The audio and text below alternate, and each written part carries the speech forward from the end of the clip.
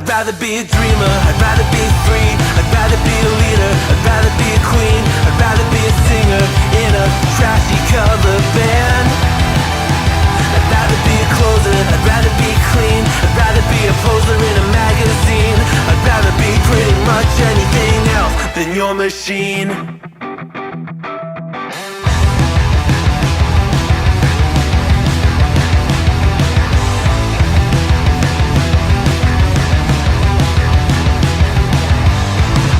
Wasn't always just a single shade, a palette full of gray in reverie. And I can burn it brighter than the sun. I have a golden gun inside of me. Don't box me in, don't, or I'll leave. I'd rather be a dreamer, I'd rather be free, I'd rather be a leader, I'd rather be a queen, I'd rather be a singer in a trashy cover band. I'd rather be a closer, I'd rather be clean, I'd rather be a poser in a magazine, I'd rather be pretty much anything else. And if I fall behind, ignoring all the signs, if I lose the fight, I still rage against the night. Don't box I'd rather be a dreamer, I'd rather be free, I'd rather be a leader, I'd rather be a queen, I'd rather be a singer in a trashy cover band. I'd rather be a closer, I'd rather be clean, I'd rather be a poser in a magazine, I'd rather be pretty much anything else than your machine.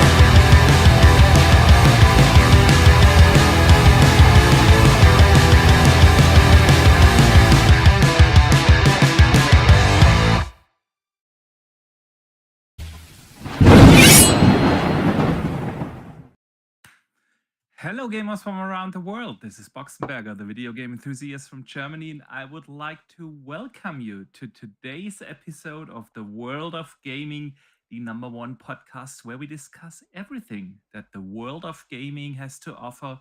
Talk about games, news, technology, and Dutch.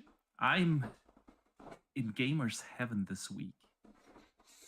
I don't know how you feel. It is fantastic with all the new game releases. Absolutely rammed full of games at the moment. Not enough time in the day, week, or month. Yeah, true that. True that. So we have plenty to talk about today. But before we do that, I would like to welcome our awesome community. I see a lot of familiar names already in the chat. A big welcome to you guys. Of course, big welcome to everyone who listens after the fact, either here on YouTube or on Spotify, Apple Podcasts, wherever you're listening. A big welcome. And Dutch, my man, how are you doing today? Yeah, I'm doing well. Anyone who's seen the post, switched round my media room now. I'm not in the smaller room, I'm in the bigger room. So everything's been lifted and shifted and swapped around. And it looks beautiful. I've got a bit of space now and breathe. But also it's a bit cooler in here, which is always a good thing, and my microphone's able to be set up in a better location, so it should be nice and crisp and clear for you now, because the microphone is not here. You can't see it anymore. It is underneath me. It's right here. So yeah, I'm good. You sound a lot better today. Good.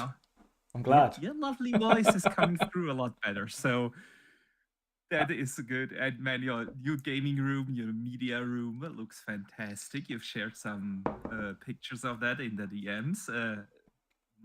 For those who listen or watch here on YouTube, they can see at least a small part of it, and it looks beautiful, man. Beautiful. Yeah, very happy. But of course, naturally, I'm waiting for the Switch 2 to come so I can replace this old. You already got your pre-order down? Not yet. Nah, I think there's no mad rush. No mad rush. I'll be able to pick one up. Okay. Good stuff. So today we will, of course, talk about Shadow Drops, and a big game that was shadow dropped earlier this week. But of course, we will have plenty of other stuff to talk about. We will talk about Gamepass. We'll talk about a Phil Spencer interview. We will talk about new infos on Doom and Marathon and all the good stuff. So we have a fantastic podcast here today. Again, a big welcome to all our listeners. And before we dive into the podcast, of course, we would appreciate it if you guys could hit the like button. If you're new here, consider subscribing. And of course, if you are on Spotify or Apple Podcasts, consider rating us over there. And if you have a few minutes, we would absolutely appreciate a review over there. So, but with that out of the way, Dutch, before we get into some news and some topics, we need to talk about the most important part in gaming, and that is, of course, the games we are playing. And we want to know from everyone in the chat, of course, what are you guys playing? Leave it in the comments if you do listen below after the fact. And just before we hear what you have been talking, I almost missed a channel member chat from H. Julia for being a channel member for 15 months. Thank you so much for the support. And the member chat simply says hello, and a big hello to you, and of course, again, to our community. But Dutch, let us know, what have you been playing? We haven't talked in 2 weeks since I was out last week. Indeed. So, much like yourself, when you were away, you completed a game that I've completed, which is South of Midnight. Sweet. Thoroughly enjoyed it. Really good, really great story, great characters, amazing artwork. Very beautiful game. Soundtrack was phenomenal all the way through. It goes with the scenery and it increases as the scene goes on. So it kind of starts as this like little quiet background music, and as you get closer to going against the big bad, the villain of that particular level, then it grows into a big ensemble with full lyrics, etc.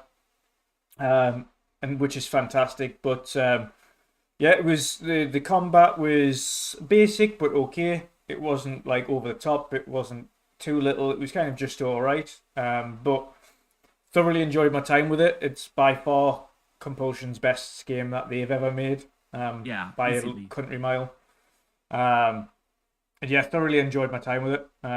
It was a fantastic experience. So hats off to the team at Compulsion for that one, and hopefully we see more of that type of thing from them going forwards, because I think that worked out very well. Absolutely.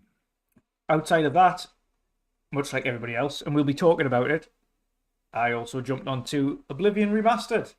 Sweet. And I've been playing a little bit of that. We'll talk about that in a separate segment, right after our playlist. Yes. Yeah.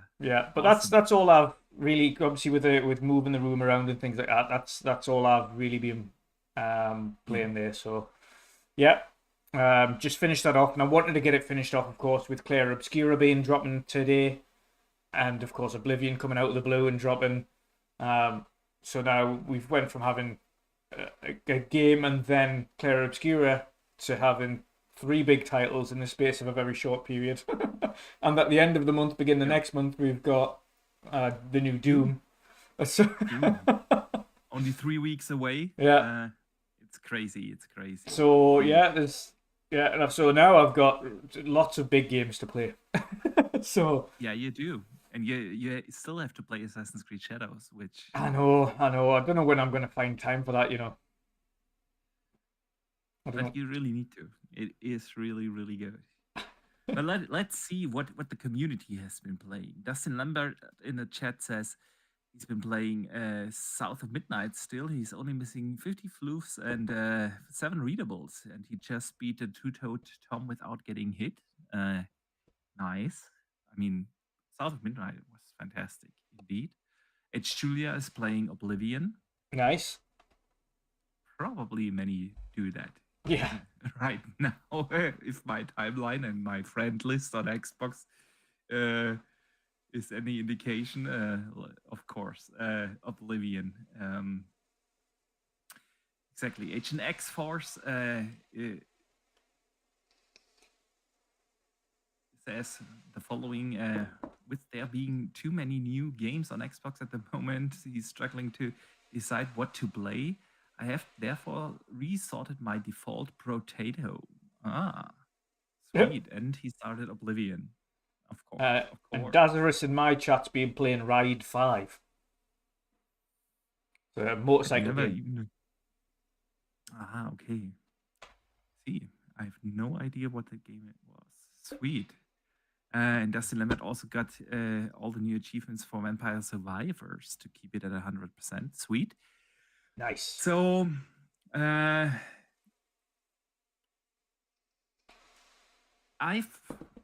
we were on a short vacation for a week. We were at a farm in the south of Germany with the kids, and I got plenty of gaming time and relaxing time because the kids were busy all day, helping out at the farm and playing outside, and so. But in a long time, I finished a book. Man, I was reading a book, but I also had my Aces Rock Alley with me, and I love that thing, man. I played through South of Midnight there. I only was in, I want to say, chapter 5 or so, which when I played at home on my Xbox, and then I played the entire game on the Alley, finished it there, loved it. Like you said, fantastic experience. It didn't overstay its welcome because I thought, well, the combat could get a little repetitive at times, but since it was a sweet and not too long experience, it took me maybe, I want to say, 10, 11 hours, something like that to beat it, right? That was a fantastic experience through and through. It's beautiful, like you said. The soundtrack is fantastic, and I can only recommend that game to everyone, man. Dustin Lambert in the chat asks what farm animals you got. Yeah, well, the farm was mainly a cow farm, milk cows, yeah, not a beef related thing. They mainly had cows, but of course they had also a few chickens, a few pigs, a few horses, a few dogs there, stuff like that. And you put the kids to work on the farm, didn't you? And then whilst you gamed. I did. I did. They were helping, with the cows, and they were feeding the chickens, collecting eggs, and I don't know. They were busy all day. So my wife and I, we just had a lot of time to really relax. The weather was good for the most part, and it was a super relaxing vacation, man. Just like a vacation needs to be. And if you have small kids or little kids, my sons are 7 and 8 years old. All you can hope for in a vacation is that they are busy and you get some time for yourself, right? And we had that. And I also finished up Assassin's Creed Shadows on the Aces Rock Alley. And man, I just love that game. I think it is one of the best, if not the best, Assassin's Creed game to date. It's absolutely fantastic. Great story. The open world didn't feel as bloated as in like Assassin's Creed Valhalla, right? There were tons of really good side stuff to do. I did all the assassinations that they offered, and it was just a fantastic experience. Drop That Gorgeous, right? Great soundtrack. It has it all, man. It is Assassin's Creed at its best. And what I really did enjoy is switching in between the two main characters. They really played different. With Yasuke, you cannot really do stealth. Yeah. So you kind of have to. Tank. Yeah, he's an absolute tank. So if you cannot figure out how to do, like, for instance, a castle mission or something with Naui, which is heavily relying on stealth, right? You just switch to Yasuke and you go in with your swords. I just wanted to say guns blazing. I don't know how you would describe it with Swords you had a blazing. sword in. Swords blazing, right? And then in other missions, you just do the stealth stuff with Naui, and you just go back and forth in between the two. You could also like replay their background stories as optional side content, but it was really good and really well done. So I was having a blast with that.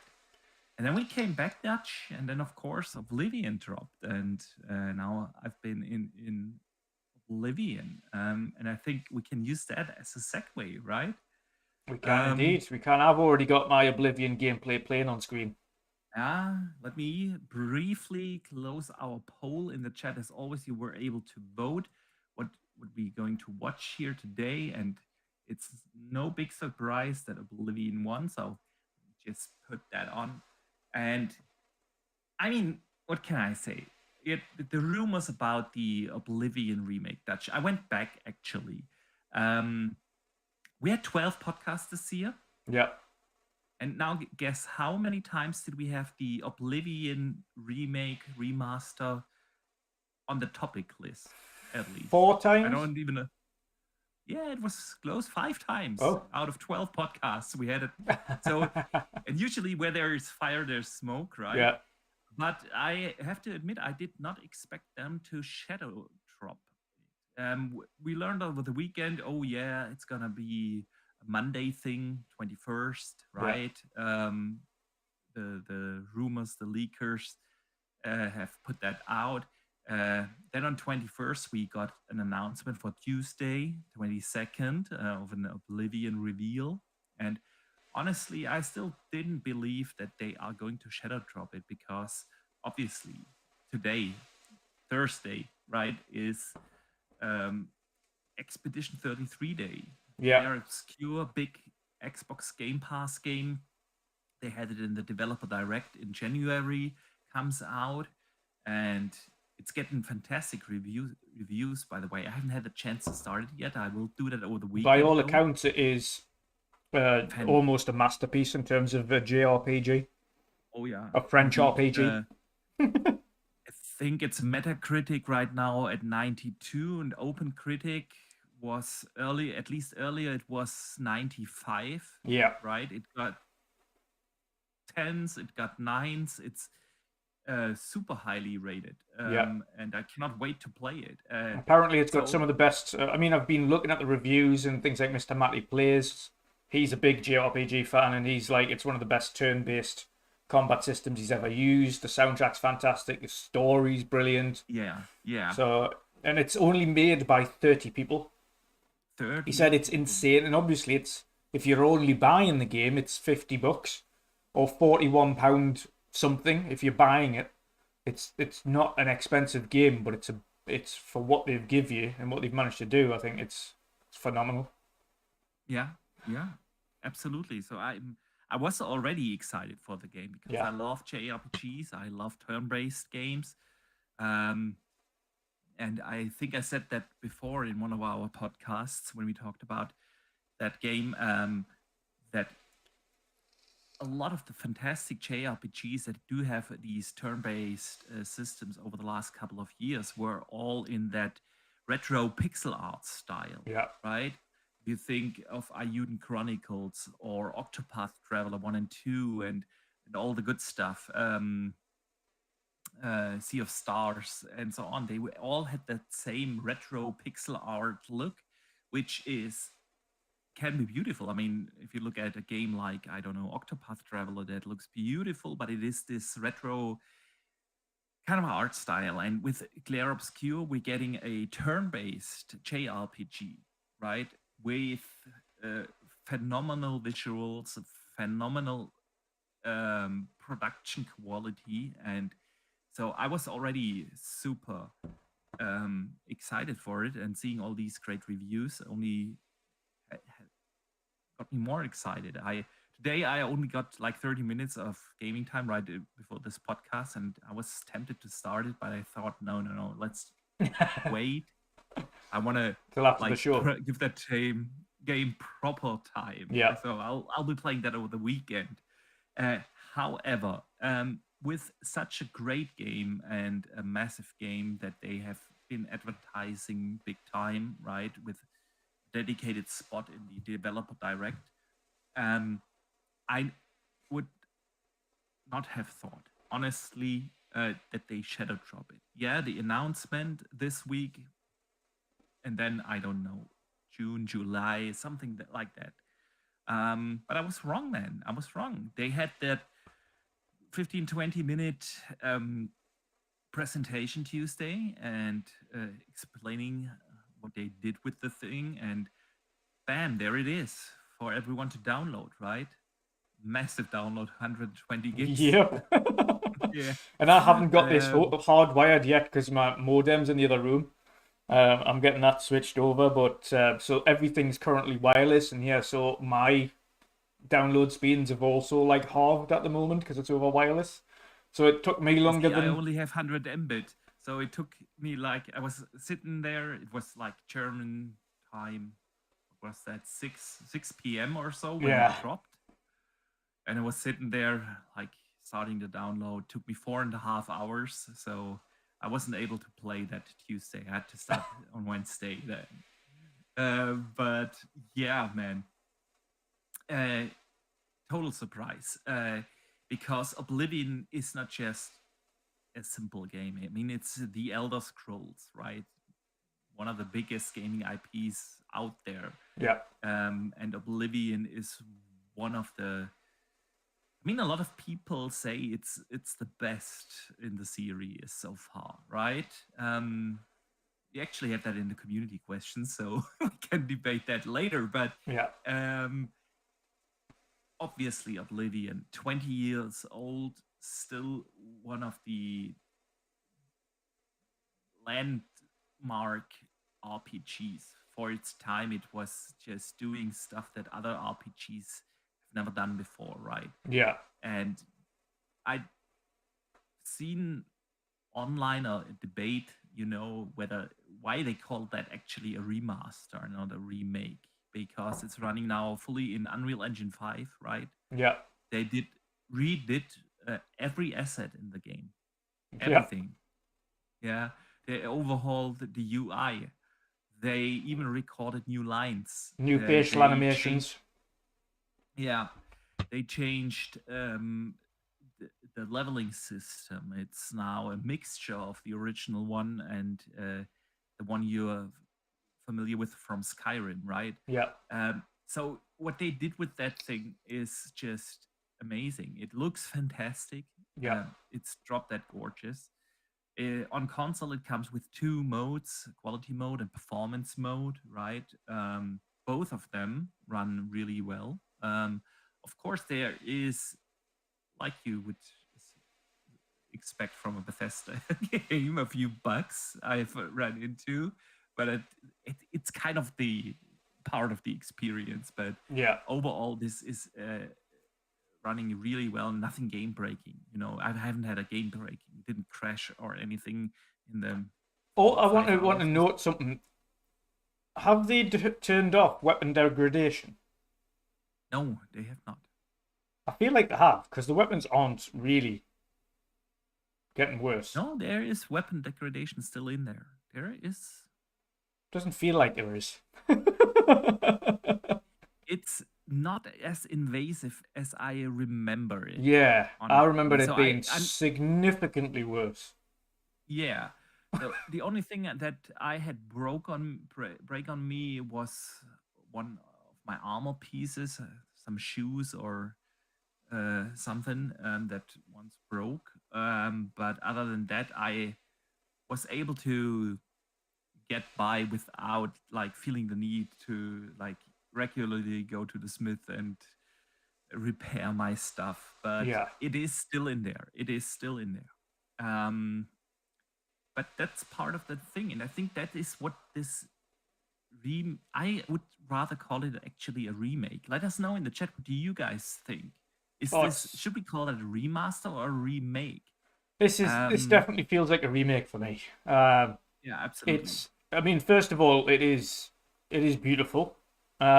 You notice it the moment you start playing. As soon as you come out with the character creator and you're in the jail cell, you notice immediately the level of detail that's there now.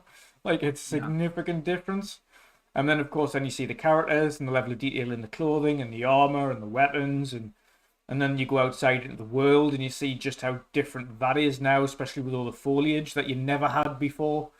Every little blade of grass and all the different rocks and formations and trees and everything is significantly different. And of course, they've got the lighting and reflections and everything's changed. It is and there's been a few people pointing this out as well. Elder Scrolls Oblivion is that old. There is a whole generation of gamers that have only ever played Skyrim, so this is effectively their brand new Elder Scrolls game that they've never played. I even argue there's an entire generation of gamers that even did not play Skyrim, because I find that hard to believe now. Also... It's had 400 versions in the last 5 years. Yeah, but dude, when did Skyrim come out? I think it was 2010. Yeah. But then they released the definitive edition again not too long ago. Yeah, but that's for... Trust me, dude. The gamers that are 20 years old now, they don't play a game that came out 15 years ago. Oh, of course. But even still, the ones that did, Skyrim's the last or the only Elder Scrolls games they've played. So this is effectively a brand new Elder Scrolls. And it is. For the most part, it is brand new, shiny, new graphics, updated. You know, it's everything you could want from an Elder Scrolls. And as a stopgap, whilst you're waiting for Elder Scrolls 6, this is a great, a fantastic stopgap for that. It is. It absolutely is. And what are your thoughts on why they shadow dropped it like that? Because they could have easily announced that with this little 15-20 minute show where they talk about... It also makes you wonder what else they've got cooking if they're happy to shadow drop Oblivion Remaster. Yeah. Obviously, they've got Doom coming out with Bethesda. That's going to be one of their big games. But what else have they got coming out at the tail end of the year? Or at least that, because Phil Spencer in the interview, which we'll get to in a bit, highlighted not everything that's coming out this year has been announced yet. Is there something else we're not aware of that is coming out from Bethesda later on this year? Or is ES6 or a Fallout or something like that closer to next year than we might think? Yeah, it's a good question.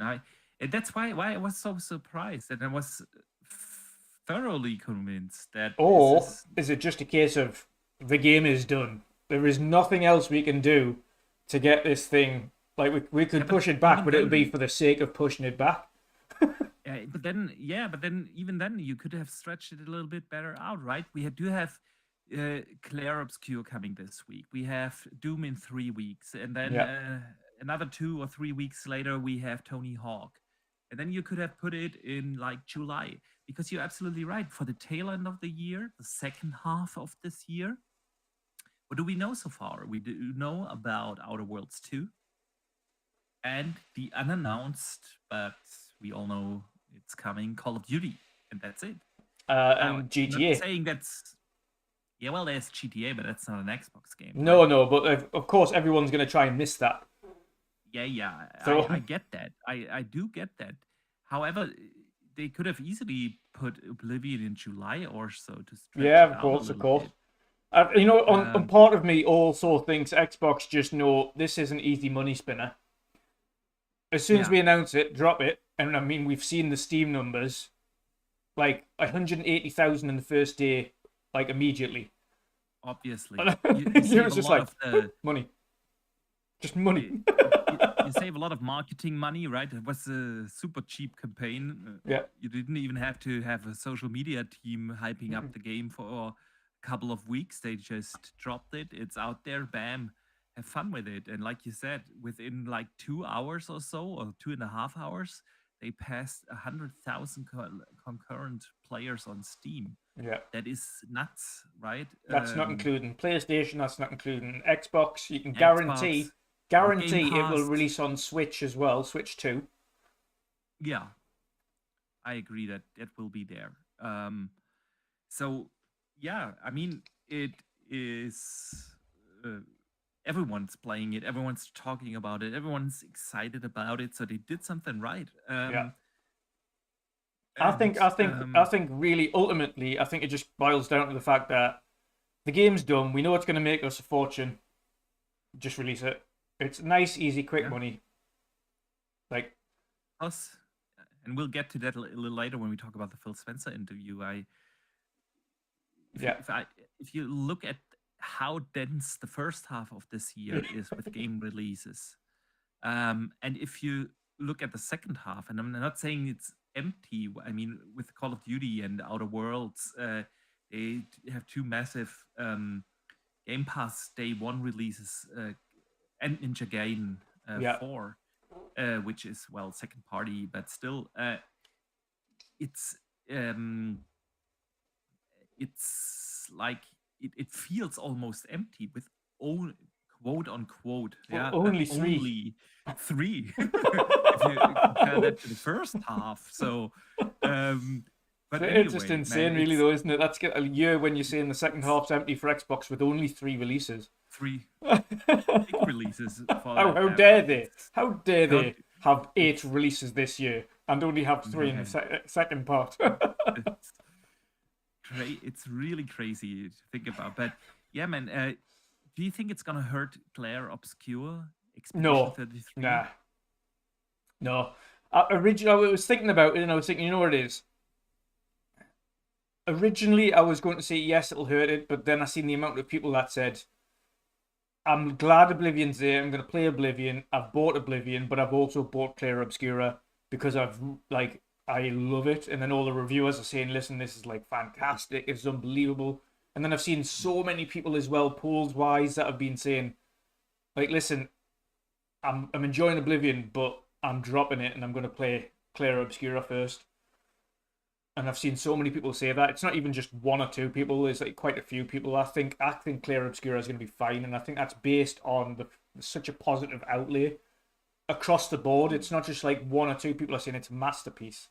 I think the fact that everybody's saying this is genuinely one of the best games to release this generation, like it needs to be played. I do agree, but I still think, I mean, you could bring up the argument like Claire Obscura isn't a mainstream game, right? Yeah. You're not relying on casuals. I also think it helps. I think what really helps is the price to jump in. First of all, again, it's on Game Pass. Second of all, it is a sub 50 game. That's what people are really looking into now, when you've got the likes of Nintendo, who, of course, when they did their unveiling, were announcing $80, $90 games. And then you have the likes of the potential of GTA's release at $100, and then, you know, some of these other remakes and remasters that are priced at $60, $70, and then you've got Oblivion and Claire Obscura dropping at $50. You know what I mean? Yeah. Gamers are like, yes. I do know what you mean. I mean, again, I don't think that the target audience for Expedition 33 is like the casual gaming market, right? No. And the hardcore gamers, they can absolutely live with 2 major games in the same week. So you can definitely bring up that argument. But seeing how good the reviews are doing, and if there were nothing else to play, right? I still think the excitement or hype around Claire Obscura would have been bigger. But yeah, I will be playing it. Yeah. You will be playing it. And I think Game Pass also helps there a lot, whether it's on PC or on console, with the a barrier to get into the game, being solo, not a full price game like you said, but also being on Game Pass. I still think and hope that Expedition 33 finds its And audience. Ray Old as well in the chat here said Bethesda tweeted out today as well, acknowledging Expedition 33 and said they can't wait to play it. So they're doing their best to kind of help them as a sorry, Yeah. as a sorry for chucking out a mammoth game pretty much the day before their game releases. But no, I think Expedition. The good thing about this is obviously with Game Pass that'll help them because people will download it anyway to play it. But I think across the board, the good thing about that is, again, word of mouth. The more people that play the game, the more people will try it out. The better the game is, True. again, word of mouth, because everyone's having such a good time, they're going to play it. We go off each other's recommendations all the time, me, Boxy, and the guys in our group chat. And usually it's a case of, okay, like if you're happy with this, then I'm going to jump on it. I'm going to try it out. So I think, ultimately, I think Expedition's going to be absolutely fine. Yes, it probably didn't help them a little bit having the game drop like Yeah. that, but I ultimately think long run, I think it's going to be fine. I think it's going to be successful. I sure hope so. I sure hope so. So yeah, man. Oblivion kept the gaming community super engaged on socials and now, of course, in the game. And of course, let us know in the chat what do you guys think about this remaster, or I would rather call it remake. Yeah. Because if you look at the footage that is running there, that's recorded on Xbox, by the way, Xbox Series X. It is drop that gorgeous, and man, the nostalgia just hit me. The first time you're leaving the sewers, right, when the music sets in, and the first Oblivion gate, and all these great memories came back, man. And it's been a while since I have played Oblivion. I've literally not played it since it originally released. Yeah, I'm not 100% sure. I think I briefly jumped back into it, but didn't do like a full playthrough when the Xbox One X came out, and we had all these auto upscaling and um, 16 times anisotropic filtering stuff going on, and I just wanted to see how that looks on that game. But it was more like 30 minutes just to see how it looks, and I think that was the last time I was in Oblivion, and now I fully intend to do a full playthrough again. I will be playing Expedition 33 in parallel, which is something I usually don't do. I don't play like two kind of story-driven single-player experiences at the same time, but this time I cannot resist because yeah, nostalgia just hit me with Oblivion, and I really, really want to play Expedition 33. It's And I don't know about you, just but I've unintentionally went pretty much straight beelined the story and not really done much exploration. Well, I have done some exploration, but it's been part of the story. So I've kind of beelined straight down the main quest, as yeah, opposed to doing side quests and things. yeah. I that's something where you can tell it's an older game because it really doesn't tell you much where to look for sides quests and faction quest lines. Yeah. And since it has been so long, I find it hard to kind of remember, for instance, where you find the Dark Brotherhood quest line, which I remember being absolutely awesome. But yeah, I just wanted to play the first Oblivion Gate, so Yeah. I also followed the main storyline first, but now I'm at the part where I'm saying, okay, I can rest the main storyline for a bit, and I've just wandered out and tried to explore the world, visit the big cities, and yeah, man, it's. I mean, you can tell with some of the mechanics that this is an older game, but they've done such a phenomenal job, and especially the leveling system feels much better than in the original now. So I mean, it's the good thing is it feels it. It sounds silly, but it just feels like an Elder Scrolls immediately. Like, it doesn't feel any different to Skyrim or anything that's they've ever released. So you kind of it just slips right on like a glove. You're just like, yep, there we go, straight back in. There we go. There we go. The only thing I Absolutely, didn't remember, which is not like Skyrim, of course, is the leveling system and having to go to sleep in a bed in order to level up. And I Yeah, completely forgot I about totally that. I was like, forgot oh, about that. Yeah, yeah, I totally forgot about that and then I was as looking well. around for beds and I couldn't find them anywhere. I was like, where's all the beds? And I was going into buildings thinking there would be a bed. There was no beds. I was like, oh, God. So I was having to go to the monastery or whatever it was where the priests and things were, and I just slept in one of their beds. Yeah, Yeah, I forgot about that. So, uh, great game, man. Great game. I just love the Elder Scrolls. yeah. Fantastic. So, Dutch, let us move on from Oblivion but stay with an Xbox game that comes actually out in around about 3 weeks from now, and that is Doom. Doom got a big story trailer this week, Yeah. and I usually we don't talk just about there is a new trailer thing.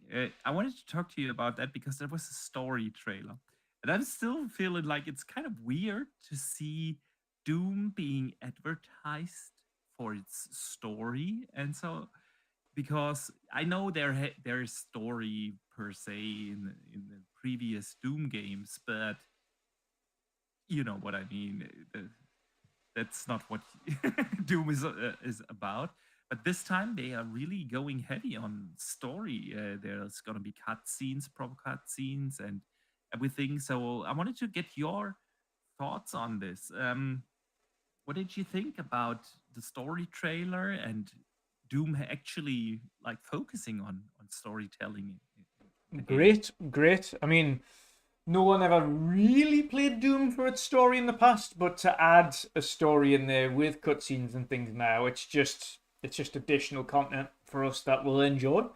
Doom has an awesome world, a dark, gritty world, and to have an actual, I mean, although it does have a story campaign, again, when's anyone really ever played Doom for its story in the past? It's usually just kind of you pick up little bits of information here, there on little data pads and things, and Yeah.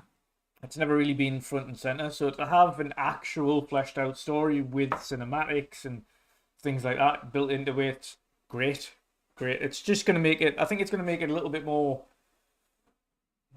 should we say, inclusive to people who want a little bit more of a fleshed out story they can pay attention to, as opposed to just, okay, so what's actually going on in this universe and let's run and gun. Just flesh it out a bit more. Because for the most part with Doom, it's an awesome shooter where you can just have fun, wreak havoc, and kill demons. Yeah. But no one's ever really played it for its story. Through that, Dustin in the chat says, I can't tell you what the story was in Doom 2016 or Eternal, and I beat both of them. Yeah. Likewise. Yeah. I don't care for reading like little notes you find or things like that. So Doom was all about fun gameplay, fast-paced gameplay, brutal gameplay, rip and tear, right? Basically. And so I'm really intrigued to see what they do with a storyline in a Doom game. Yeah, and I find it very interesting that they actually cared to put out a story trailer for Doom. So yeah, good times ahead, man. Good times ahead, and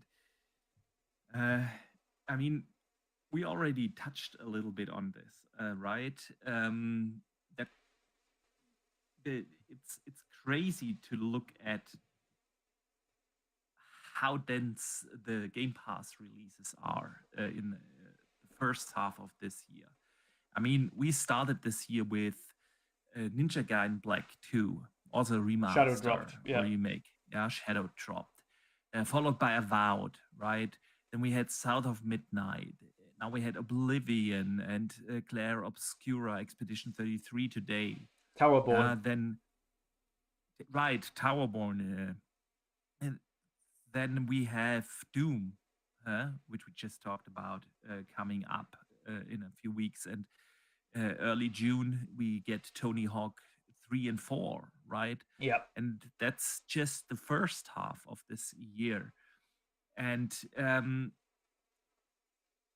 so I wanted to talk to you about Game Pass Yes. and the value there, because we also had other games released there that were not like heavily advertised by Xbox, but like Atomfall, Yeah. also day one launch on the in Game Pass.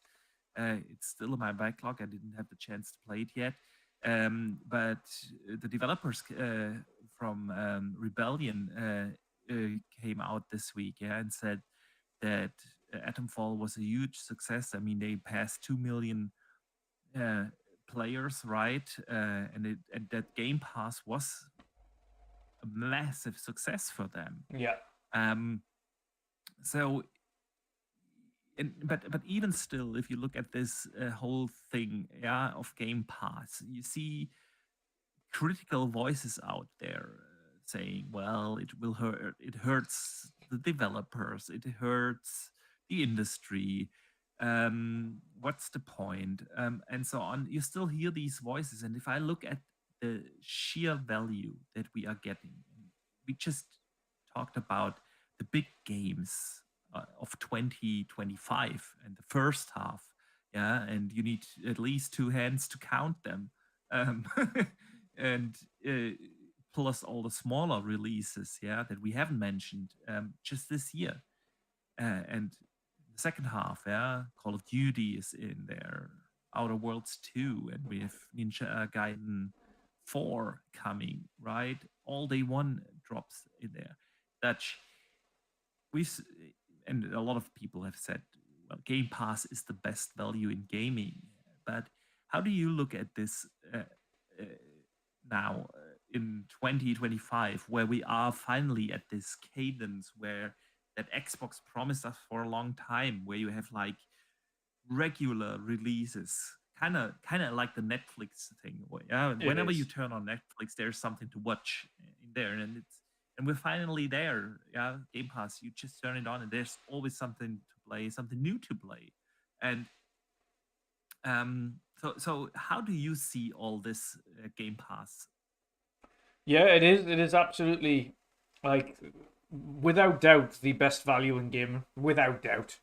There is so much content on there, whether it's indie games, whether it's older releases, whether it's brand new day one releases, whether it's third party or first party. It's just a continuous. Right now, it's, dare I say, a little bit too much.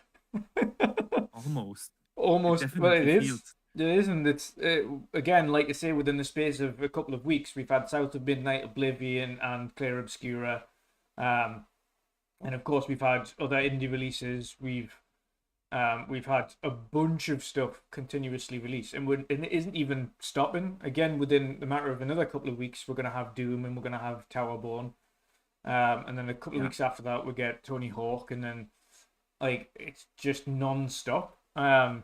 And people keep mentioning, and I think Oblivion's prime example of, if it's a good game, it's going to sell regardless of whether or not it's on Game Pass. And Oblivion's one of those. Oblivion's, it literally shadow dropped and had almost 200,000 concurrent people playing the game on Steam. Yeah. The day it was on Game Pass. Everybody knew it was going to be on Game Pass because it's an Xbox/Microsoft thing. So everybody could have just downloaded it there, but no. The vast majority of people on PC have went out and bought it on Steam immediately. Within 2 hours, like you say, it was 100,000 people. Yeah. And it was also on Game Pass and also on PlayStation. So if it's a good game, people will buy it. It doesn't matter if it's on Game Pass itself. So I've never ever bought that Game Pass itself detracts from it, and Xbox have said this continuously. It's never damaged anyone's sales, because if it's a good game, people tend to want to buy it anyway. And they know that third-party games don't stay on Game Pass. They know third-party games move.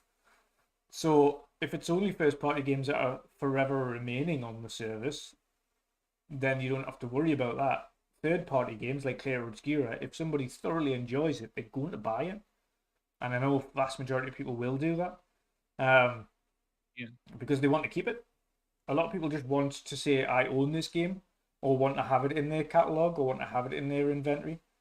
But I would also argue that even if you just play it through Game Pass, Yeah. right, it's really not hurting No. because Atomfall is a perfect prime example. I really don't know the exact sales numbers, but they made it out to sound that most people played it via Game Pass. Yeah. Even still, the developers themselves consider it a success because, let's be real, at the end of the day, if a developer wouldn't see a business case in it, Yeah. or a publisher, even Microsoft themselves, right? If they wouldn't see a business case in it to make a lot of money with it, they wouldn't do it. They wouldn't put Rebellion wouldn't have put Atomfall on Game Pass if it wouldn't make financial sense for them. Yeah. So, even though Xbox has been very silent about how these deals work with the developers, and we know that it works different for Every one of game them is and every different. Yeah. publisher. Yeah, some just get a certain amount of money to put it on there. Others get it by, I don't know, player counts. Others get a percentage. Yeah, I It's would very say some of them different, might but have things like performance-related bonuses, so you get this amount Yeah. if this many players is achieved, this amount if this many players is achieved. exactly. So, but none of them, not a single developer would put it on Game Pass if it wouldn't make financial sense for them, Yeah. right? And I remember us having the developers of the Toy Soldier game. Pardon me, I'm blanking on the name. I know what you're talking about. Damn it. Maybe someone in the chat knows the Toy Soldier game. We had them on here and we asked them, like, well, why don't you put it on Game Pass? They literally just said it doesn't make sense for us. Doesn't mean that it. So it's very, developers are in there to make money, right? Yeah. And publishers. And so this whole narrative about, oh, if you don't buy the game and play it through Game Pass, you hurt the developers. No. They make their money from you playing it on Game Pass as well. And we had a similar discussion. I was going to say as well, like to- on that note, saying that people seem to assume that these developers are strong-armed by Microsoft to release their games on Game Pass, but it's not really the case. We'll go to them No. with a proposition. This is their proposition. Okay, we want to have your game on Game Pass. This is what we're offering. If that developer says no thanks, then it doesn't go on Game Pass. If the developer sees it as a beneficial thing for them, they'll go, yeah, absolutely, let's do it. So it's not like Actually. if it was going to damage that particular publisher or game, that publisher would see at the offer table whether or not that was something that was going to hurt them. So it can't Justin possibly, in the they can't chat possibly helped come us, out by and the say, way, hypercharged. yes, Hypercharge Unboxed. That's the one. Hyper- Yeah. Yeah, well, sorry for interrupting you. But there. no, they would have, like you say, the publisher would have. So it can't possibly damage the industry on that front because Yeah. the publisher doesn't have to accept the game going up the Game Pass. It's not like they're being forced to do so. They're choosing to do so because they've been offered the opportunity and the package works well for them. For others, it might not. But we've heard from indie publishers. We've heard from Sega. We've heard from now we've heard from the publisher for Atomfall. Yeah, we've heard from them that it's worked well for them, and they've got Sniper Elite there as well. So, Oh yeah. the new one that's just released. Yeah. So it's clearly worked for them. It worked for Sega, which is why Sega keeps releasing games on Game Pass all the time. There's a number of big publishers that it clearly works for, and there's a lot of indie publishers as well that love it, and they will continue to use it. So, yeah, in terms of for the industry, it's not harming anybody. The only person it's harming is companies that are unwilling to provide something that's going against or going to compete with it. That's the only companies that's getting harmed by it, not the publishers of other companies. If your platform doesn't want to offer a service that competes against it, that's entirely up to you. But if there's value on another platform, that's what you know as a USP, a unique selling point. Xbox ultimately and Microsoft ultimately, if they could, would have Game Pass on every platform. Yeah, Every I platform. agree, and you can tell others are not, namely PlayStation and Nintendo, of course.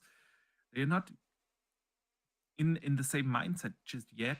They will eventually be, because I totally think subscription is services in gaming are the way to go forward.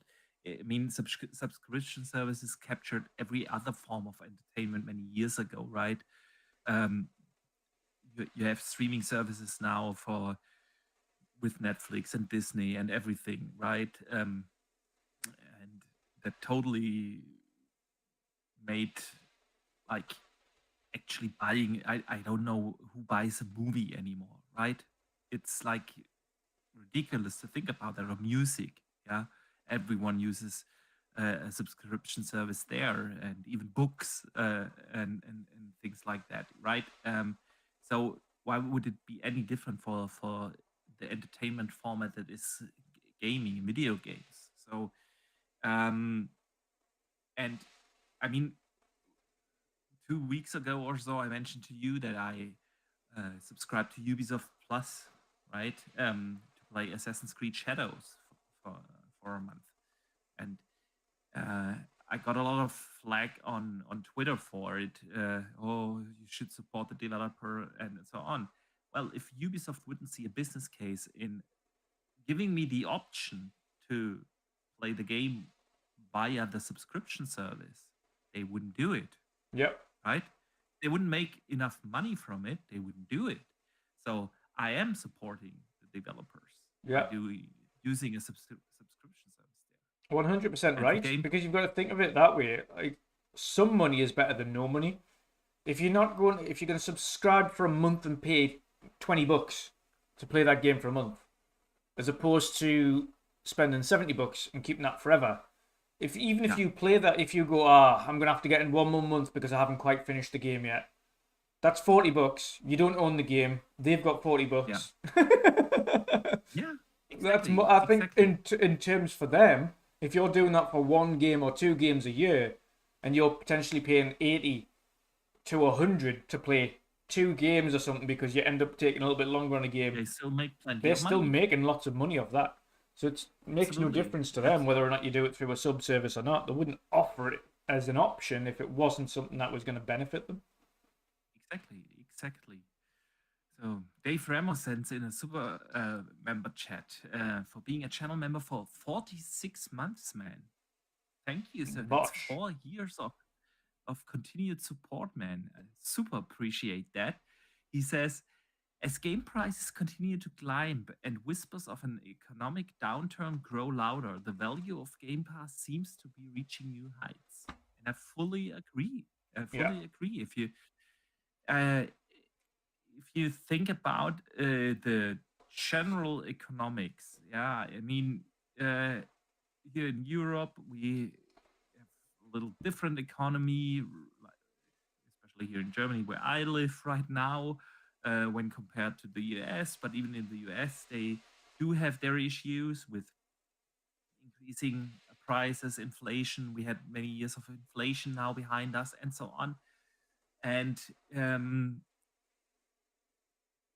paying 80 euros, which is the standard price now for games, right?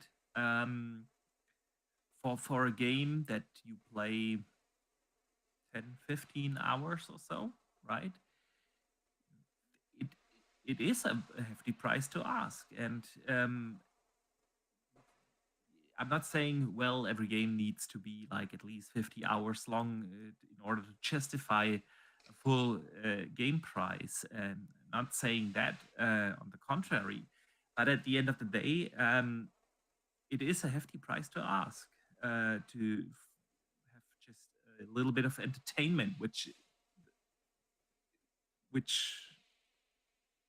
what video games are, right? They are an entertainment format. So yeah, I do agree with Rave Dammers. that especially in economic troubled times, the value is And you've got to think as well in terms of there. not just the value. If you think of what is in terms of the movie renting apps like Netflix versus your game renting apps like Gamepass, Yeah. the value is significantly higher in the game rental one than it is that in terms of what you're getting for your money. So while Absolutely. Netflix, you're paying 15, 20 bucks or 10, 15, 20, depending on what one you've got with Netflix to watch films every month. Each one of those films is maybe, what, hour and a half, 2 hours, maybe 3 hours at a push. Each game you're getting on that is, what, 5, 10, 20, 30, 40, 100 plus hours per game across the board. And if you're doing that over like hundreds of games for only 15 bucks a month versus the 15 you get from Netflix, like, you've got significant amount of content, significantly higher than the likes of a regular movie streaming app. I do agree, and especially when you consider like discoverability, right? If you're not sure if you're gonna enjoy a game, right, and you have to pay $80 to find out Yeah. if you're gonna enjoy that thing, the barrier is very high. Has always been very different with movies, right? If you not sure, back in the days when you had to like buy or rent your movies, right? You have like a barrier of $10, $15. I'm just gonna give this a try. Same with music. If you don't know if you're gonna like the new CD, the new album of your band, one of your favorite bands or so, I'm just gonna get that and find out and see whether you like it. But if there's a price tag attached to checking something out of $80, the impulse buy thing, you just I'm just gonna give this a try, is gone, right? You really think about, do I invest $80 into a game where you're not sure? Like, I'm a perfect example with Kingdom Come Deliverance too, right? On the one hand, I did enjoy the first one. I liked the story and the world building and the realism that they were going for, but I really despised the combat in the first one. So I was torn, and I was sitting there asking myself, do I spend $80 on Kingdom Come Deliverance 2 to see whether I'm gonna enjoy this more than I did with the first one? I'm not. Not if I do have like another game that I can just buy for $80 where I exactly know that I'm going to enjoy it, right? So the whole discover thing, checking things out, trying to see what you like and what you don't like. And in a lot of cases as well, just to add to that, not even having to download it, you can technically stream it on the cloud first, so you don't waste space. Try it for an hour, and then go, okay, I like it, now I'll download it. It's even better. Exactly, even better. So also for things like that, this is absolutely insane. And then, of course, this year Xbox is absolutely killing it. I totally did enjoy About. Cannot tell you how much I enjoyed it, actually. I was in love with that game. Yeah, same. Right? Absolute fantastic experience. Then we had South of Midnight. Blew me away. Like the music and the colors and the art style and the story and everything. Super enjoyable experience, right? Then Oblivion, of course. I don't need to tell you how much I'm loving that. I have no doubt that Expedition 33 will also be like. So I have like already, if we talk early Game of the Year contenders so far, About is definitely in there, right?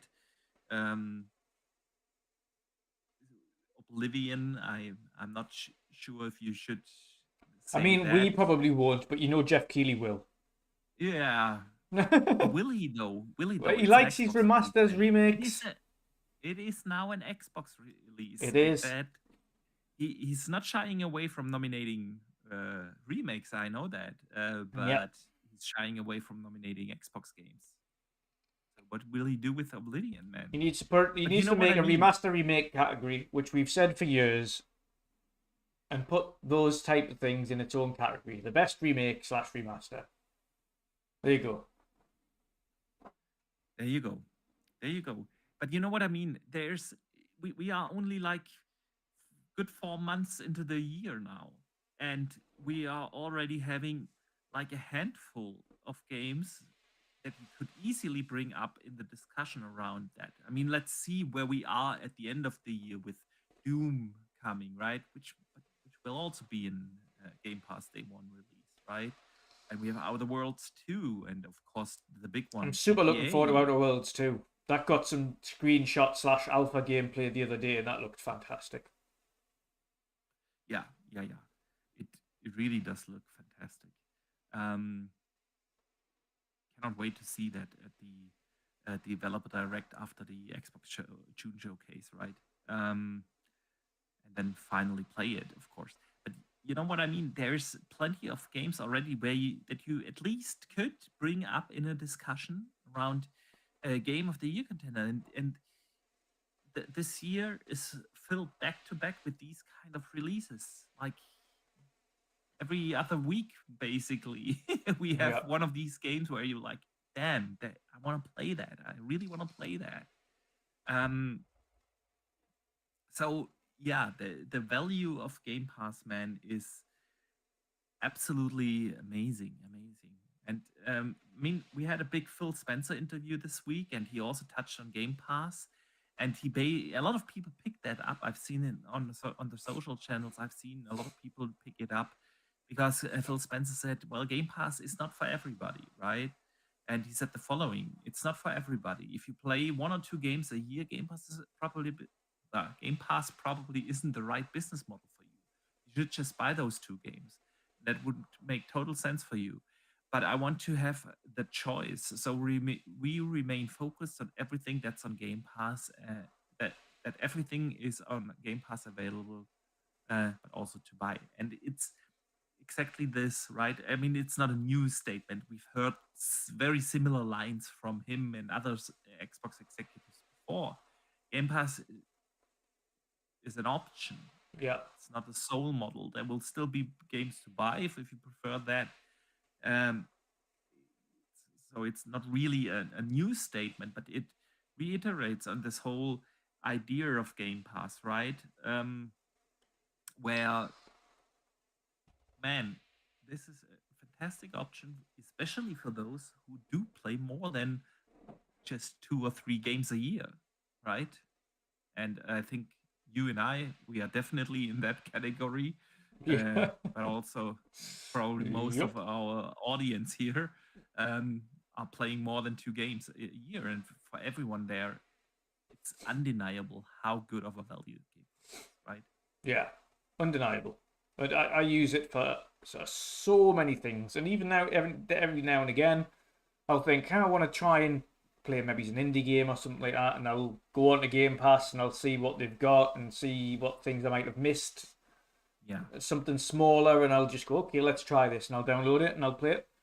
And that's like for me, every now and again, and you'll know as well as I do, sometimes you don't want a big beefy experience. You just want I want something short and sweet, and I'll have a look through and see what's relatively short, and I'll Google time to beat on certain games, and I'll be like, okay, that's quite short, let's give this a try and see what it's like, give it a try. And I've found so many indies across the years through Game Pass by looking at some shorter experiences by little developers.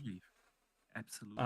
And then, of course, like you say, the bonus of Game Pass is not only do you get these nice, neat and tidy indie experiences, but you also get the big monolith, mega AAA games that drop in from Xbox or other third parties, and that's the sweet little cherry on top, is these big, massive things. Yeah, I do agree. I do agree there, man. Let us use that as a segue, because Phil talked about a couple of other things. One of them being Indiana Jones. Yes. And he kind of hinted at Indiana Jones sequel. At least that what a lot of the media outlets made or took out of his statement, where Phil Spencer said he's really happy with how the Great Circle performed, and of course, they are looking forward to bringing that now to PlayStation. Which, by the way, brings up also the question: what would PlayStation do right now without all the Xbox releases? Right, Forza Horizon coming there, Oblivion now there. They have Doom in 3 weeks there. They have Indiana Jones now dropping on there. Like, the sales charts must be dominated Yeah, over there with the with Xbox games. titles. Yep. Yeah, especially since third-party releases are, compared to that, relatively light, right? Yeah. But anyway, he also said something in his interview about the possible sequel. He just answered, we think there's life in that franchise. So basically hinting towards, okay, we might do something again with that IP, with that type of game. What do you think? Are they going to do a second one? Would you like one? Oh, absolutely, absolutely. There's absolutely no doubt in my mind that Disney would have looked at that and thought, "That's fantastic. Let's have another one of those, please." No doubt in my mind. That game was fantastic. It felt like Indiana Jones, top to bottom. It just felt like a game version of a movie from the series. If anything, it was one of the best Indiana Jones stories since the original trilogy. I do agree there. Which I is, absolutely you know, they couldn't ask for more than that. It was a fantastic story. The characters and the acting were absolutely on point. It was almost indistinguishable from actual Harrison Ford, which is even better for him. Graphically fantastic, gameplay was good, exploration was good, story was fantastic. So yeah, it's an absolute. I think for Disney, it's a no-brainer. For Xbox, it's a no-brainer. I think it's why not? Why not?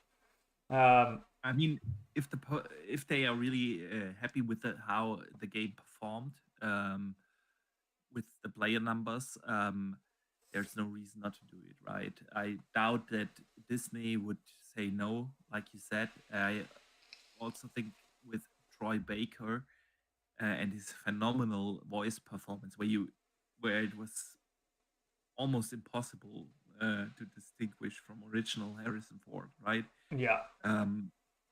It totally makes sense to do another one. And the good thing is about an Indiana Jones franchise is that there's always going to be a tomb or some mystery to solve or something. You know, there's always something they can create that revolves around the Nazis and some form of bad guy that's taken over and some form of magical hidden gem or item or mechanical device that they need to find and stop somebody having. Yeah. There's always something that they create story-wise. It's just infinite possibilities for them to create. And they kind of had a little bit of a time travel-y kind of segment in this one where they kind of ended up in like World War II for a moment and back at like over in Japan and then went forwards again a little bit and then you're like, okay, right, this is going all over the place. But that's what that kind of franchise needs. I mean, it is infinite possibilities. They can just come up with whatever storyline they want, and I'm sure they do really well. Yeah, I agree. So I fully expect Machine Games to do another one. The question is whether they will finish up Wolfenstein Oh yeah, trilogy first. yeah. I think they will.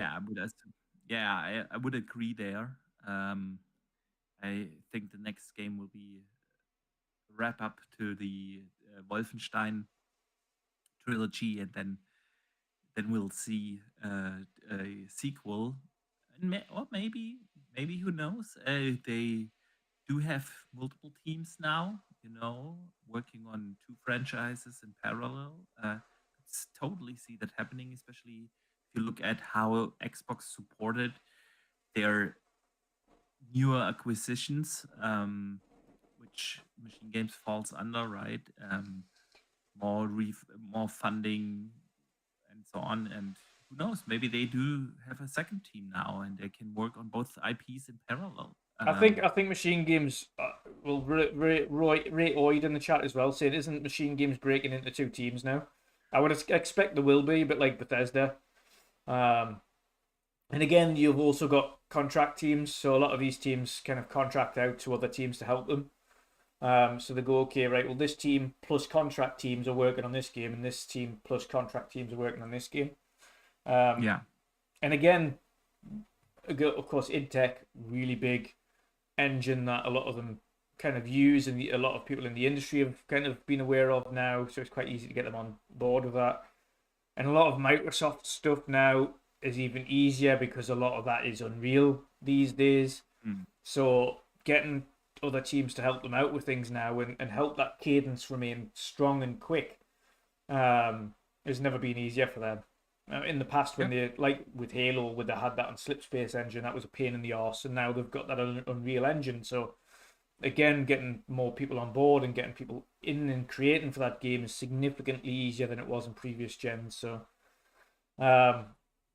yeah, I think it'll be 2 teams, and one will do Wolfenstein and the other one will do Indie. Yep. And I'm sure, aren't we getting a indie DLC? I'm sure there was a DLC meant to be for Indiana Jones. I'm sure there was.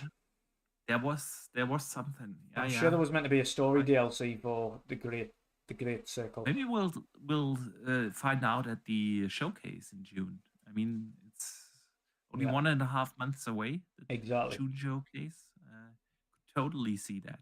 I could totally see that. That Phil Spencer talked also about something that I actually really wanted to talk to you about. About their slate of games for 2025. Yes. Explained himself that he really feels great about Xbox in 25. And I mean, even if they would stop releasing games this year, it already would have been a fantastic year for them. But we do know about a couple of games that are yet to come. Doom, Tony Hawk, Ninja Gaiden, Call of Duty, Outer Worlds 2, right? That's something. And Dustin in the chat says my volume is low compared to yours. We need to adjust that a little bit. So there. I hope it's better now.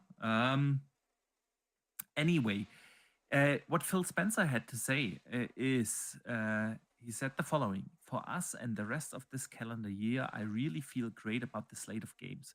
We just had Avowed come out, and I have to go backwards and just say Obsidian continues to do a great job. We've obviously talked about the Outer Worlds 2, South of Midnight, Doom. There's more stuff, some stuff that's unannounced, and I'm walking in my head to make sure that I don't leak anything. That's what he had to say. Yeah. And obviously that was like 2 days before they shadow dropped Oblivion. So it could very well just be that, right? But then you think about it. Call of Duty hasn't been announced yet. Everyone knows it's coming. It's not a secret per se, but officially it hasn't been announced yet. Double Fine, it could be. And then, yeah, exactly. And then we earlier already mentioned, that in the first half of this year, we had like every 2-3 weeks a major release coming to Game Pass. And we will continue to do so until June, right? Doom is coming next. Today we have Expedition 33. We have early June Tony Hawk, and so on. And we joked about it earlier that we only know about 3 games in the second half. Yeah. How And dare they? how dare they? And if you think about it, they could have easily, for instance, Oblivion this week, yeah, they could have easily moved that into the second half of this year, just to stretch things out. So why shadow drop it like that when you already have a big release this week, right? Um, if there is not more to come, It could and also so be a the new question Forza. is exactly what I was about to say. If you think about it, Forza Horizon, for instance, That's we never don't had need a big. inside That's source. never ever had a big long, like release thing. Yeah, they That's always just been usually announced. announce It's that out summer. Announced. It's out the summer. exactly, exactly, and it's been 4 years, right, since Forza Horizon 5. That Yeah. puts Forza Horizon 6 on a 4-year development cycle, which is twice as long Yeah. as the previous Forza Horizon games. So we don't need inside sources to make that guess that could very well be, especially now with Fable being a 2026 game, right? While Playground could easily drop that this year and totally would make sense. Yeah, you already mentioned Double Fine. What else could there be? I mean, for this year, right? That we don't know of just yet. The game that is completely went off the radar. The heist game. Yeah. Contraband. Yeah. Contraband is also a perfect example. When they announced that I 4 feel like years, most people have forgot about that game. yeah, yeah. I mean, they said when they announced it 4 years ago, they said, hey, we have been working for more than 3 years already on that game. So with that, it's a 7-year development cycle. It could very well be. I remember Everwild from Rare, Oh. right? Right before Christmas, New Year's, they put out this tweet where they said, "Yeah, we will have more to share next year." So next year, meaning of course 2025. Imagine if Everwild just dropped. I mean, Everwild, what has that been now? 7, 8 years? Been a Something while. We like know that. that they changed things up and things weren't working with the game and they weren't happy with it, so they kind of went Yeah, back but and still, 7, 8 years yeah. is a long time, man. Oh yeah. It really is a long time. I could see them announce that at the June showcase, and then it's one of the, I don't want to use filler because that doesn't do the game justice, but as one of the double A releases for the second half of this year, could easily see that happening, right? And that's the thing, because Xbox pipeline is so full and many games have been announced 5+ years ago. There's also the Elder Scrolls Online team, ZeniMax Online. They have been working for 10 years now. Since 2015, they have been working on a new IP. Yeah. I mean, when is that game going to come out? I'm not saying that I don't see such a game then like being announced in June and released in September or something like that. But that's what Xbox pipeline looks like now, right? There are, like you said, so many games. There is the IO Interactive game, right? Yeah. That is apparently still in the works. That could come out this year. I could see that happening because it's been a while since IO actually released a game, and the game has been in the works for 5 years at least. Yeah. Yeah. We have, of course, games like Clockwork, which I personally would assume it's a 26 game, but nevertheless, who knows, right? There's just so many things, and I think also if you do look at the last 2 showcases of Xbox, you already could see the trend. that they show more and more games that are not that far out. I mean, there have been these games like where okay, that's like a 3 year plus release. But for the most part, you always felt like, okay, Xbox can afford it now to not show games that we will have to wait 3, 4, 5, 6 years. Yeah. They kind of had to do that at the beginning of this gen, back in 2020, when they knew, okay, man, we are about to release a console and our games are a couple of years out before we actually can fulfill that promise of a regular release cadence for our games. They kind of had to like announce games that are years out, yeah, because you kind of need to sell the console, and you kind of want to promote the console and say, hey, if you invest in our ecosystem, see, you will eventually be playing Avowed, right? Yeah. That was announced 2020, and we got to play it in 25. So they kind of had to do that, but they don't have to do that now anymore. With like already 3 major releases for the second half in Call of Duty, Ninja Gaiden, and Outer Worlds, they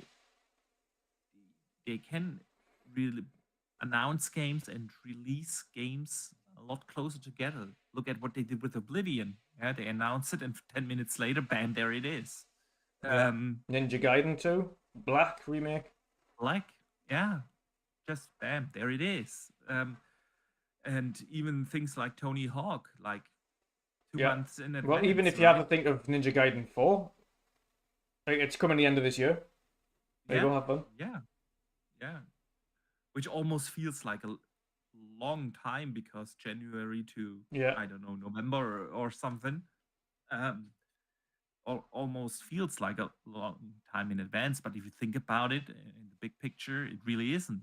If you compare that to other games that are announced 5 years before they come out, and Xbox is at that point now, and that's why I totally expect at the June showcase to see at least 1 or 2 games for the second half that we haven't officially seen, and I'm not talking about Call of Duty there, because technically we haven't seen that either, but we still know that it's coming. So Forza Horizon is a very good candidate to be there and to come out this fall, right? And it would also explain a little bit, maybe, or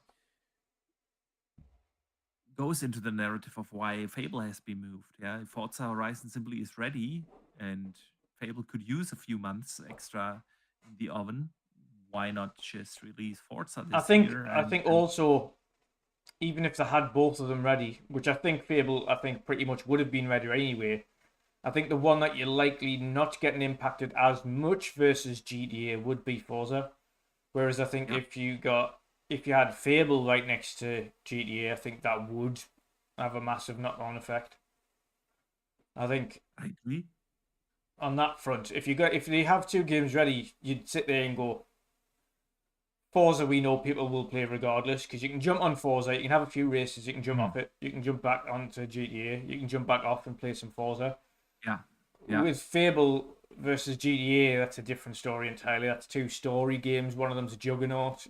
Yours, although it's big with the Xbox fans, is never going to be as big as a GTA. Ever. Yeah. I agree. So yeah. I mean, it's just massive. It's just massive. And again, we've been shouting at them for years. I mean, if you go back through to our earlier podcasts, we've said it like for years and years. When Xbox get into the cadence, and they keep telling us to get into this cadence, it's going to be insane. And we're seeing that now. And now we've simply got almost too much to play and not enough time. Yeah, I agree. And the fact that we're sitting here and going on Xbox, we've only got 3 releases at the end of this year. Only 3 major releases. How dare you? We only ever, I mean, at the beginning of the gen, we barely had 1 major release a year. If not 2 a year, if we were lucky. If you think about 2020, we had 0 releases. 0 releases, yeah. Well, there was Pentiment, but We had 0 releases. Yeah. Yeah. No, you're absolutely right. Right. So it's a great time to be on Game Pass and in the Xbox ecosystem this year. Uh, Absolutely, and I have no doubt that they will continue that throughout 26, because if 26, I mean, it's pure speculation town right now, but of course, Gears Fable has been confirmed to be a 26 title. Yeah. Perfect Dark is most likely going to be a 26 title. Clockwork, yeah. Is, and if Forza Horizon isn't a 25 game, I think it's a very highly likely candidate also for next year. Yeah, and then again, Everwild, if it isn't this year, then next year. There's Exactly, so many things. State of Decay. Yeah, that's also almost a certain 26 game, right? Then you have Double Fine's game, probably going to come out. And you've got Toys for Bob's game that they're working on. Yeah, right. Yeah, although I could see that this is not a 26 game because they only just started working on that Well, game not necessarily, years. because they hadn't released something for quite some time before they separated. Yeah, but because they have been on Call of Duty all the time, and they only separated like literally a couple of months after the acquisition. Yeah, but that's still a while ago. Yeah, 2 years. Yeah, but they could have been working on it like a year before that. And even if that's two years, you're talking maybe 3-4 years. It could be a 26 game. It depends on what the game is. If it's for instance another Spyro, which is highly likely, that could be a 26 game. It's not like those platformers etc. aren't big long turnarounds. They're not. That is true. Yeah. I still could, of course, a lot And of that's like a double A. be... That's another double A game. Yeah, that's another double A game. Oh yeah, Gears Day. 20. Oh god. Gears I mentioned that earlier. Yeah. Yeah. But yeah, of course, Gears, and again, Perfect Dark. Halo somewhere in the distance. 27, 28. Yeah, 20. That's more likely. Yeah, I think Halo will be launch window of next gen. Yeah, that would be the best move for them, is to use that as a launch title. Then you Unreal Engine 5 Halo. Absolutely. So yeah, man, Xbox Studios cadence is crazy for the foreseeable future. Yeah, and that doesn't. We're not even including the likes of Bethesda Game Studios and all of the different teams they have. Oh, and Blade. Completely forgot Blade's in the works. Blade. Yeah. Blade is a good one. Do you think we see that in the June showcase? We could see an update. Was that 2 showcases ago? That was during the Game Awards 20.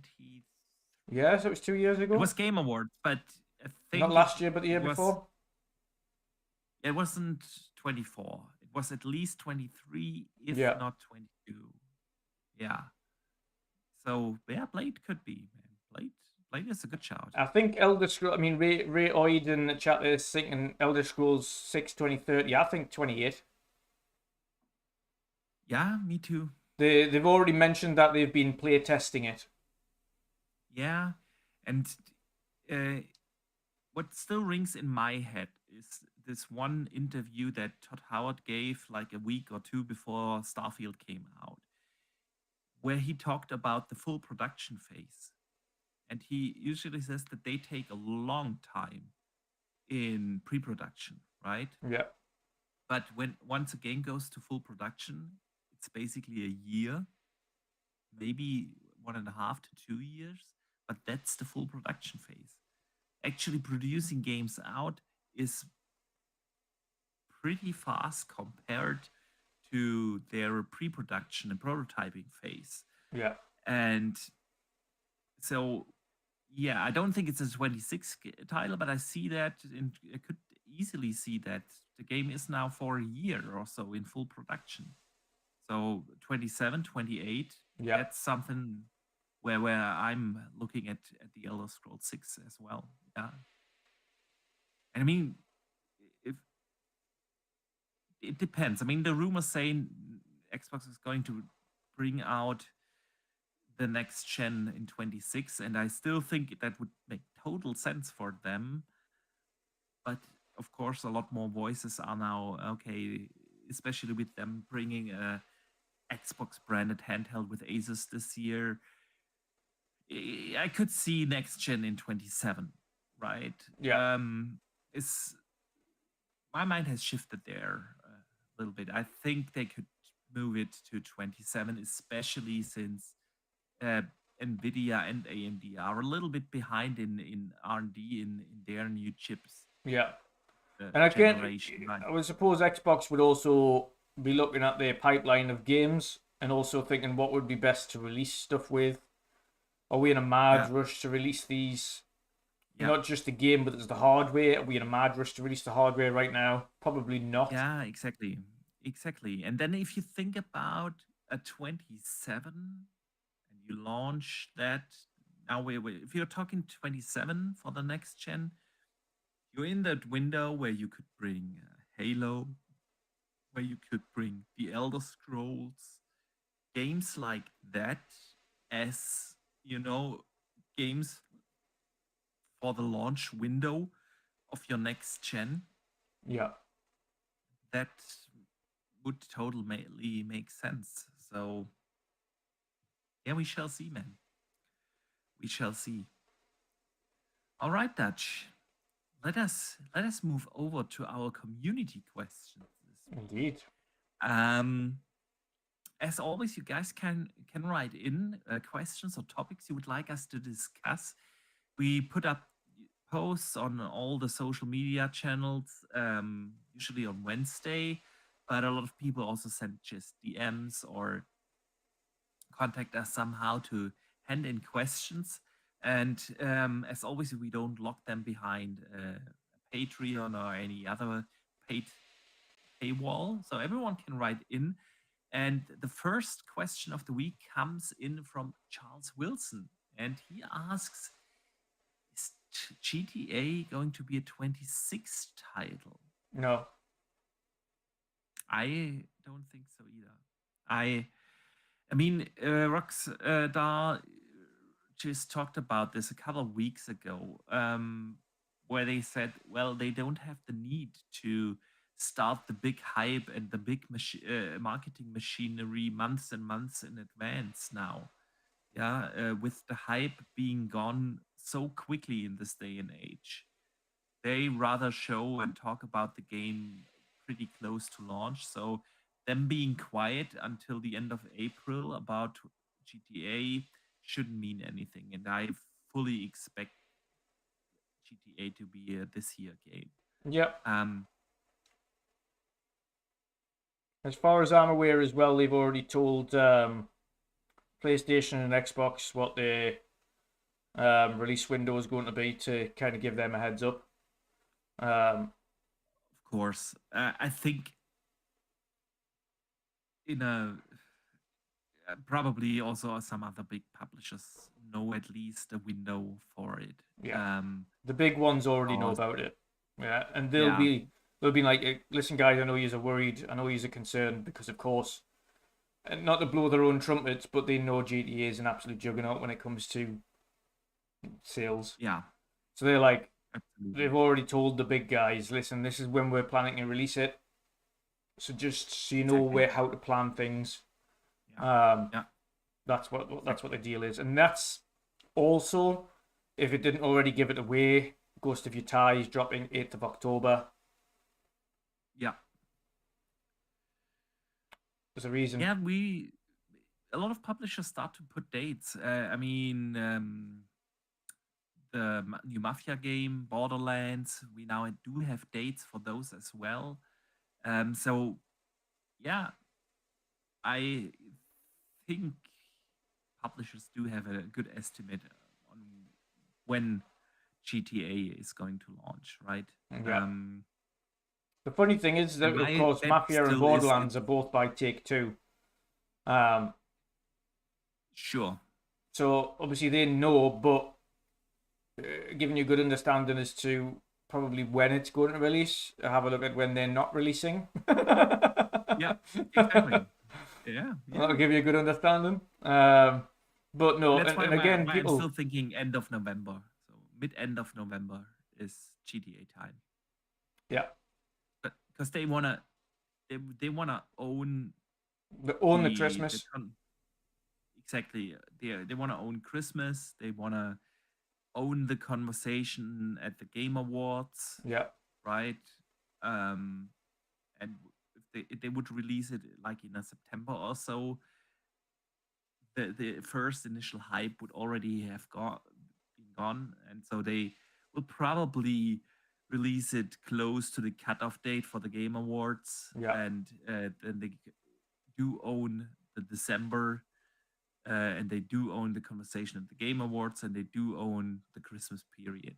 And so yeah. I've got another question here that was just put into the chat there. From Ray Oid. He says, with Microsoft's impressive lineup of games being released at a rapid pace, should they consider holding some titles back to serve as a cornerstone releases for the next generation of console? I think they will. Probably not. I think it will be intentionally, and not.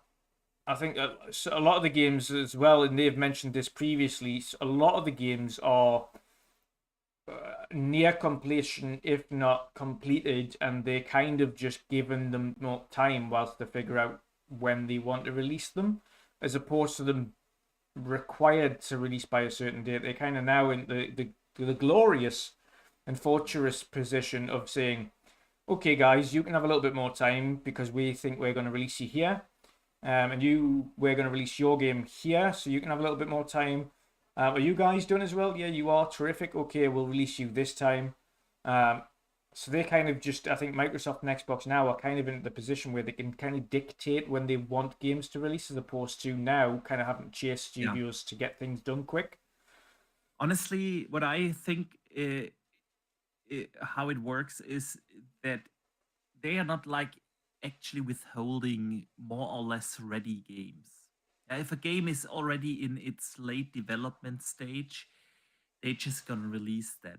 But they will definitely talk to those games that are midway through the development cycle, and that might target, I don't know, an early 27 release right now in beginning of 25. Yeah. And they will talk to those developers and say, hey, what would happen to the game if we would give you like an extra year of development time? If we fund an extra year, what can you actually add to the game? How would that benefit to you? A game that is pretty late in its development stage isn't, unless it's not really ready and full of bugs and so on, isn't a likely candidate to be withheld, because adding to a almost done game an extra year of development cycle can help you fixing bugs, but it will not help you to create a better experience per se. You're not gonna add like significant new gameplay mechanics or new boss fights or new this and that. Yeah, you kind of need to have a game more in the mid stage of development, not towards the end. And I could see them doing that, right?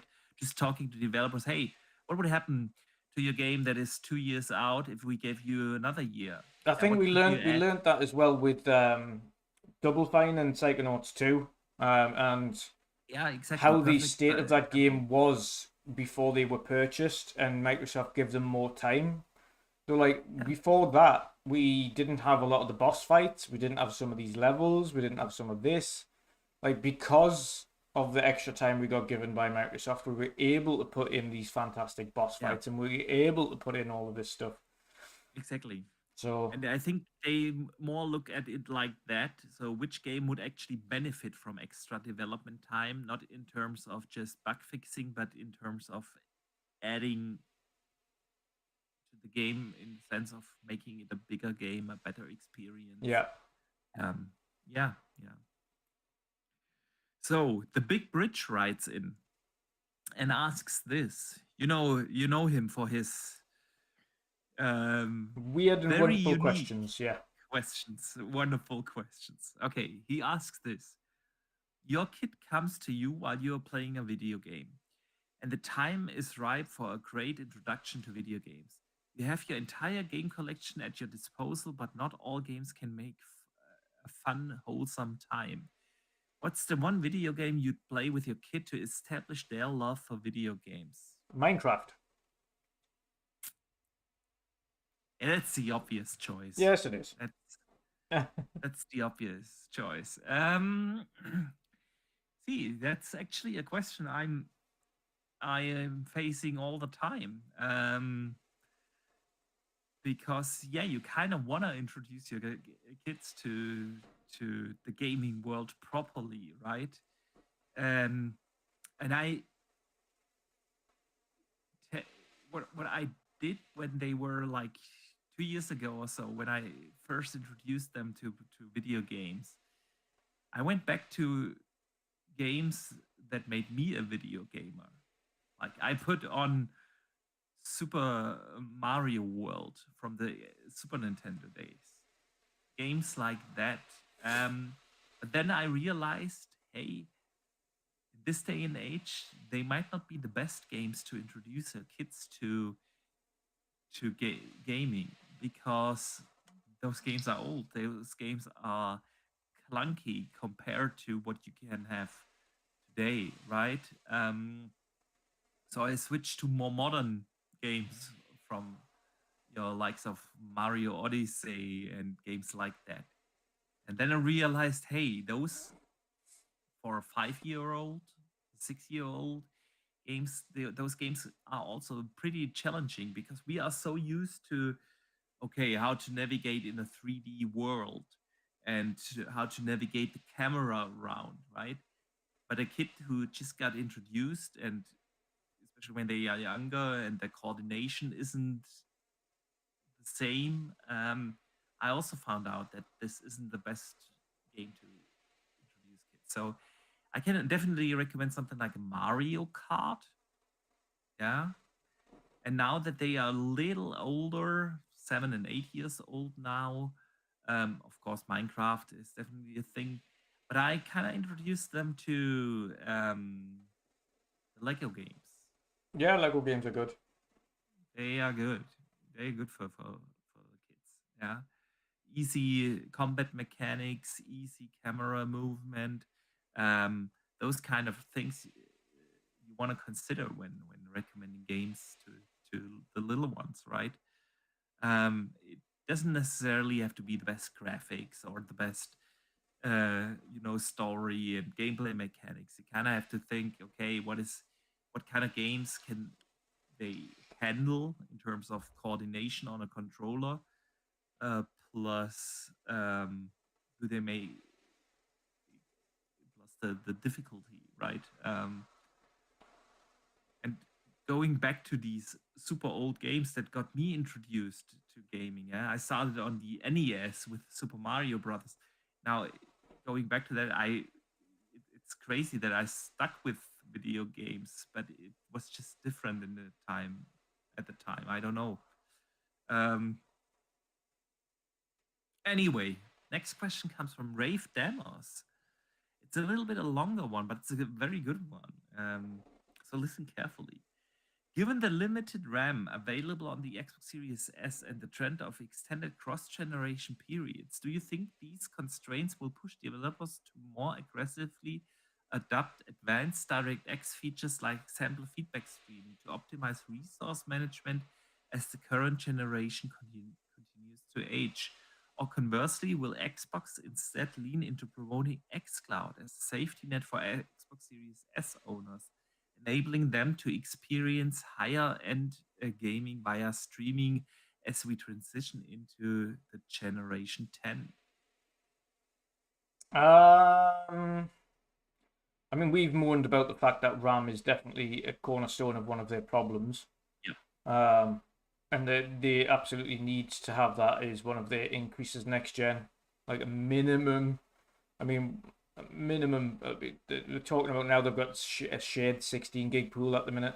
It's just not big enough for what you need to do. They need to have like 24, 32 gig minimum now on these next consoles. Yeah, but then how will they handle the cross-gen period? That is very good. On the And cross-gen thing, that, yeah, it would have to be streamer. It would have to be super sampling or upscaling technologies. They have FSR available to them, so they would just have to really lean on that. It would be things like that in order to kind of do super sampling and or lower the quality of the games that are coming out for previous gen. When they're doing their next gen versions, they're just saying. That raises the question: will developers put in the extra effort? First party, yes. Second party, probably not. Yeah, but I'm thinking more like third party. What are third? Because I'd most say games they would are be still the third same party. as they would be same as like second party. The unlikely to put in the extra effort, especially when you think with PlayStation, yes, because they've got a huge player base. With Xbox's Series X, are they going to put in the extra legwork right now based on their player base? Probably not. Yeah. They don't have a big enough console player base for them to worry about that, especially if they've got a new console in the loop.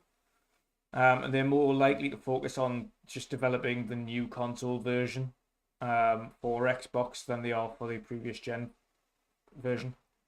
Xbox, of course, direct first party. Of course, they're going to put in the effort. They're going to be doing cross-gen versions. Yeah, I agree. I think honestly, two things will happen. One thing, I hate to say it, but I expect to see that cross-gen games will run really bad. yeah, on Series X. yeah. It'll remind you of Cyberpunk.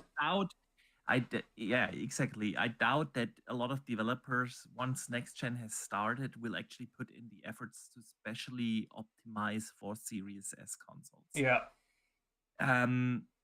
So And we've seen that. We've seen we've seen the kind of thing afterwards from CD Projekt Red, who came out like a couple of years after and said, yeah, we kind of regret pushing that for previous gen because it really didn't. It held them back significantly, which is why you saw Phantom Liberty was only for current gen consoles.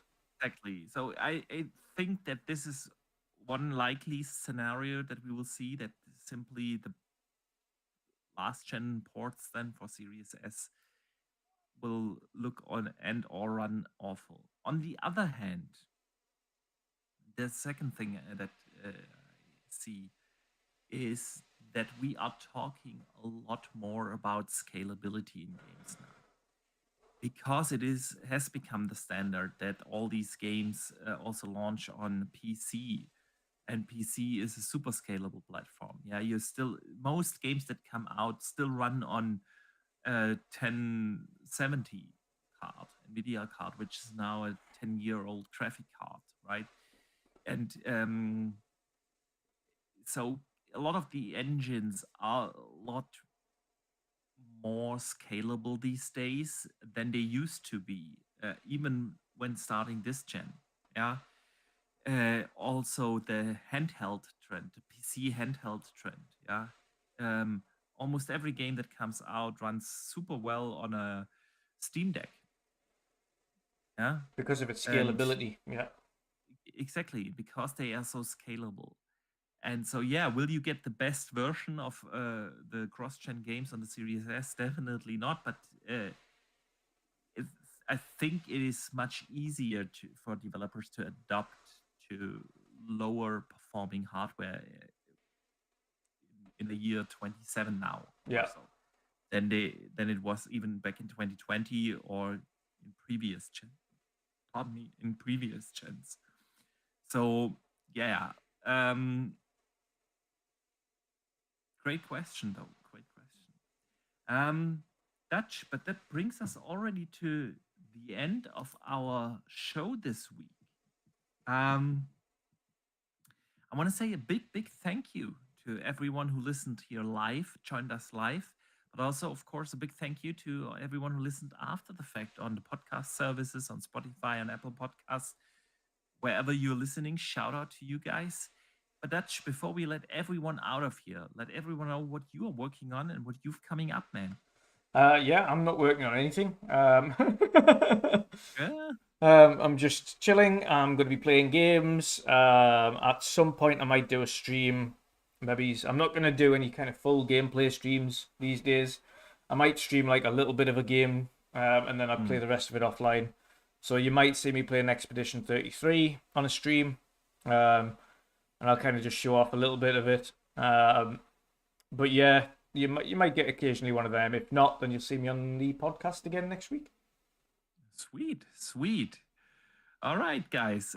Again, a big thank you for joining us here today. As always, it has been a blast. And yeah, we will be back next week with the World of Gaming on the regular spot next Thursday.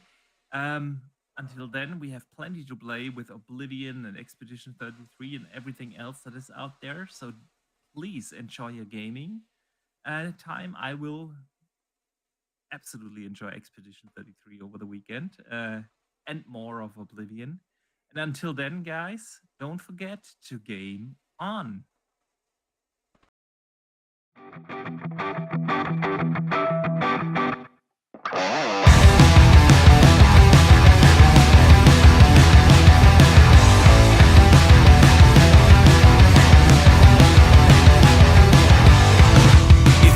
Got my number figured out, a motive born in drought and brevity. And if I'm not the soul of your design, I blatantly decline your remedy. Don't box me in, don't, or I'll leave. I'd rather be a dreamer, I'd rather be free, I'd rather be a leader, I'd rather be a queen, I'd rather be a singer in a trashy cover band. I'd rather be a closer, I'd rather be clean, I'd rather be a poser in a magazine, I'd rather be pretty much anything else than your machine.